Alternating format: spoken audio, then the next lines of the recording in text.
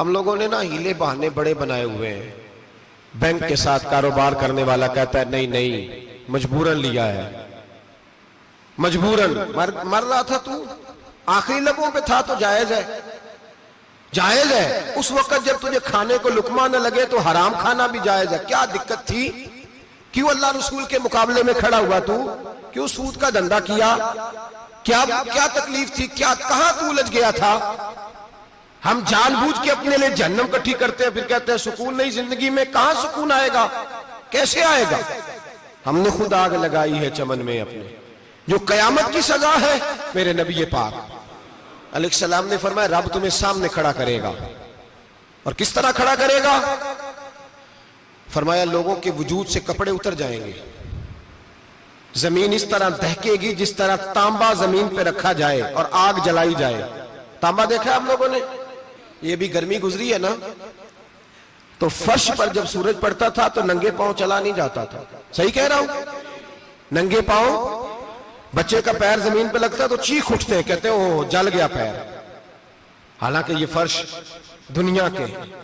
और अगर तांबे के अंदर खासियत है कि अगर कोई धात जल्दी और ज्यादा गर्म होती है तो वो तांबा है। मेरे नबी ने मिसाल दी तो उसकी दी जो सख्त था। फरमाया तांबे की तरह जमीन तपाई जाएगी और फिर नंगे पांव रब तुम्हें खड़ा करेगा। आज सूरज की पुश्त तुम्हारी जानब है, कयामत में मुंह तुम्हारी जानिब होगा। नेजा आपने देखा होगा, नेजा होता था। फरमाया ये जो तुम नेजे देखते हो सिर्फ सवा नेजे के बराबर सूरज करीब आ जाएगा और फिर अल्लाह तुम्हें सामने खड़ा करके तुमसे सवाल जवाब करेगा। और हुजूर ने कह दिया है तो अब किसी नात खां के कहने से बात बदल सकती, किसी पीर के कहने से जुमला बदल सकता, किसी खतीब के कहने से फिक्र ना करना वो सामने जन्नत पड़ी है, अब बात बदल सकती। खुदा की रहमत पर भरोसा रखना जरूरी है, नबी पाक की शफाअत की उम्मीद रखना। बोलिए। लेकिन जो हुजूर ने बयान किया है उसको मानना भी ये भी जरूरी है। मेरे नबी पाक ने फरमाया अल्लाह तुमसे हिसाब लेगा और अल्लाह पूछेगा, तुमने जवाब देना है। हुजूर किस किस शय का? फरमाया जो पहनते हो उसका जवाब नहीं देना, जो खाते हो उसका जवाब नहीं देना, जो अल्लाह के रास्ते में देते हो उसका जवाब, बाकी हर शय का जवाब देना है। ओ उधर जो प्लाट है उसका भी जवाब देना है। और जो जी वो जो बच्चों को पैसे बताए उनका भी जवाब देना है, जो छुपाए हैं उनका भी।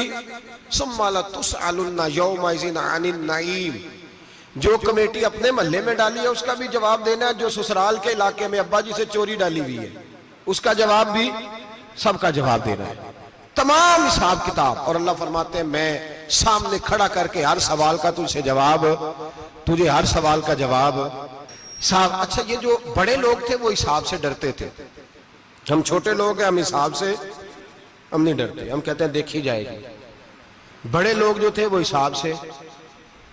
हजरत अबू बकर सिद्दीक दुआ कराया करते थे, दुआ करो अल्लाह मुझसे हिसाब ना पूछे। हजरत उमर फारूक रज़ी अल्लाह ताला अन्हु अपने बेटे से कहते थे बेटा अपने बाप के लिए रहमत की दुआ करना, मैं दरगुजर वाला हूं, मैं हिसाब वाला कोई नहीं। बड़े लोग डरते थे, बड़े लोग। हजरत उस्मान गनी कब्र पे खड़े होते थे तो दाढ़ी आंसुओं से भीग जाती। गुलाम कहते हैं हुजूर 3 दफा नबी पाक ने आपको जन्नत की बिशारत दी है, 3 दफा बिशारत दी है, तो आप क्यों इतना रोते हैं? उस्मान गनी फरमाते जिस रसूल ने मुझे जन्नती कहा है उसी महबूब ने मुझे फरमाया था उस्मान कब्र आखिरत की मंजिलों में से पहली मंजिल है। और आप फरमाते मेरे तो कमरे में दिया गुल हो जाए तो मुझे डर लगता है, इसमें तो मुकम्मल अंधेरा है। आप फरमाते खिड़कियां बंद हो तो दम घुटने लगता है, इसको तो दरवाजा ही कोई नहीं, रोशनदान तक नहीं। भाई जो बड़े थे वो डर रहे थे। मौला अली शेर खुदा नमाज का वुजू करके कांपते थे, कांपते। अली आप मरहब के सामने नहीं कांपे, खैबर का दरवाजा उखाड़ते नहीं कांपे, बदर ओहद खंदक हुनैन और खैबर में नहीं कांपे, तो यहां आप फरमाने लगे मालिक के सामने जाते हुए डर आता है। बड़े लोग कांपते थे, बड़े लोग। आज कौन सा जुमा है? सारे बोलिए। हालांकि ये अगले साल दोबारा आएगा, हमारा नहीं पता कि हम विदा हो जाएं कि क्या बने। ये कौन सा जुमा है? आया जुमातुल विदा, आए हम पढ़ने। आज एक फिक्र लेकर के जाना, एक सोच जहां रोज रात को बेटे की टेंशन, बेटी की टेंशन, भाई की टेंशन, पोते की टेंशन होती है ना, एक टेंशन और अपने आज एक टेंशन बढ़ा लो, कब्र की टेंशन पैदा कर लो, कयामत की थोड़ी सी फिक्र कर लो, थोड़ी सी एक लम्हे के लिए सही थोड़ा ख्याल पैदा करें। हजरत हसन बसरी नाम सुना हुआ है ना, ये हजरत अली के शागिर्द हैं। नबी पाक के घर में आ जाते थे कई दफा, बच्चे थे जब। हजरत हसन बसरी ताबी हैं। फरमाते खाना काबा में उमरा करने गया, तवाफ़े काबा कर रहा था तो बड़ा अजीब मंजर हुआ, रात की तन्हाई हुई। उस वक्त कई दफा तवाफ बंद भी होता था, इसलिए कि रश कम होता था तो रात को सब सो जाते। कहते रात जरा गहरी हुई तो लोग अपना अपना खैमा लेके जाते थे। अब तो होटल है ना, तो खैमे लगते थे, लोग खैमा लेके जाते थे, जहां जगह मिलती थी खैमा लगा के रहते थे। फरमाते मैं रात को सोया खैमे में, एक दर्दनाक आवाज आई, मीठी है, धीमी है, पर दर्द बड़ा है। कोई रोने वाला रो के कहता है अल्लाह हिसाब कयामत में मुझसे ना लेना, ऐ अल्लाह तन्हाई में जितना मर्जी हिसाब लेना पर लोगों के सामने ना लेना। और फिर कहता है अल्लाह फजल तो तू तब करे जब तू मेरा हिसाब पूछे ही ना। फिर चंद मिनट गुजरे तो फिर वो रोने लगा, मेरे कानों में आवाज आई, कहने लगा अल्लाह हिसाब तो उनका लिया जाता है जो हिसाब के काबिल होते हैं। आला हजरत कहते हैं ना रजा से तू क्या हिसाब लेगा, रजा भी किसी हिसाब में है। ऐ अल्लाह मैं काबिल नहीं, मुझसे हिसाब ना लेना। कहते थोड़ी देर गुजरी तो फिर वो रोने लगा, फिर जरा सांस संभले तो फिर कहने लगा ऐ अल्लाह मैं तो लोगों को कोई बंदा हिसाब पूछ ले तो नहीं दे सकता, मैं तुझे कैसे हिसाब दूंगा। फिर तड़पने लगा।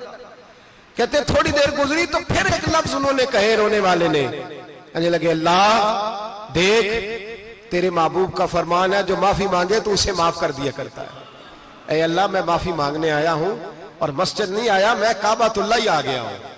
कहते हैं वो इतना रोए कि चीख आई उनकी, और जब धड़ाम से कोई जमीन पे गिरा तो मैं परेशान हुआ कि अब तो बेहोश हो गया। फरमाते हैं मैं जोर से उठा फटाफट और उस शख्स की तरफ बढ़ा। मेरे दिल में ख्याल है कोई गुनाहगार है बेचारा, तो चलो मैं भी दुआ करता हूं, इसको कहता हूं बेटे फिक्र न कर, अल्लाह तेरी मदद करेगा। फरमाते मैं गया इस नीयत के साथ कि मैं कहूंगा चलो उठो तुम भी दुआ करो, मैं भी करता हूं, अल्लाह हमसे हिसाब ना पूछे। कहते मैं गया तो वो शख्सियत बेहोश पड़ी थी, काले स्याह बाल उनके चेहरे पे बिखरे हुए थे। कहते लोगों जब मैंने जुल्फे हटाई चेहरे से तो मेरा वजूद कांपने लगा आसमान टूट पड़ेगा, जमीन फट जाएगी, सितारे बिखर जाएंगे, आज बह जाएंगे समुंदर। फरमाते मेरी चीखें निकल गई, ये कोई गुनाहगार तो नहीं, ये तो हजरत फातिमा के पोते इमाम ज़ैनुल आबिदीन है, ये तो इमाम हुसैन का वो बेटा है जो करबला में तन्हा बचे थे। फरमाते मैं इमाम का चेहरा देखा तो भाग के आया और मैंने अपनी दाढ़ी उनके पैरों के साथ मस की और मैंने कहा हुजूर उठिए।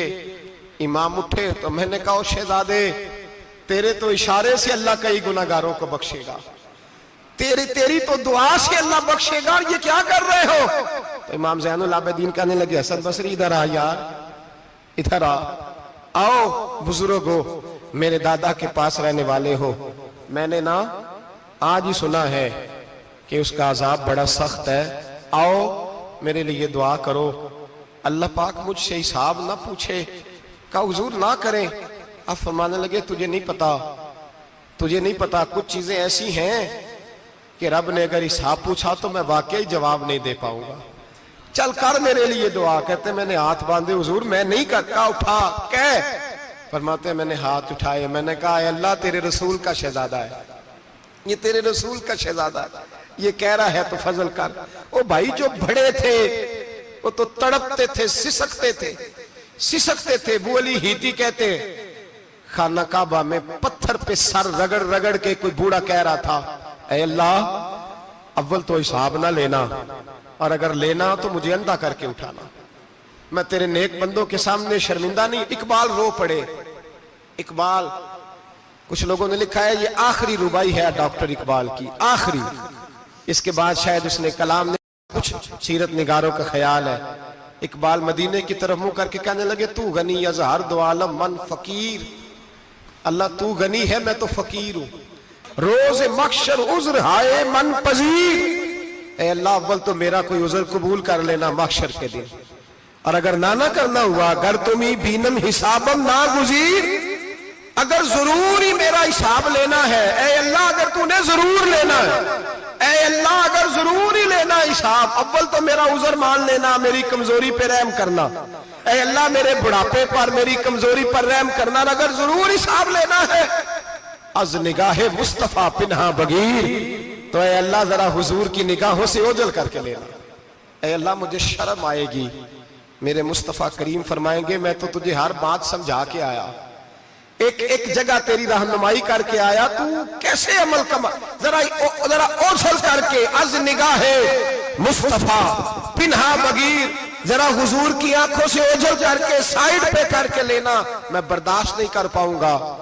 हजरत वो अली इती कहते हैं बाबे ने सर रखा हुआ है और कहते हैं अल्लाह मुझे अंधा करके उठाना, फरमाते मैं गया, मैंने कहा चलो मैं दुआ करता हूं जाके, फरमाते जब मैंने जाके बुजुर्गों की कमर पे हाथ रखा, उनका चेहरा देखा तो ये कोई गुनाहगार तो नहीं, ये तो बगदाद के पीर अब्दुल कादिर जिलानी है, ये तो महबूब सुमानी गौसे समदानी है, ये तो वो शख्स है जो कदम लगाए तो अल्लाह विलायत अता करता है।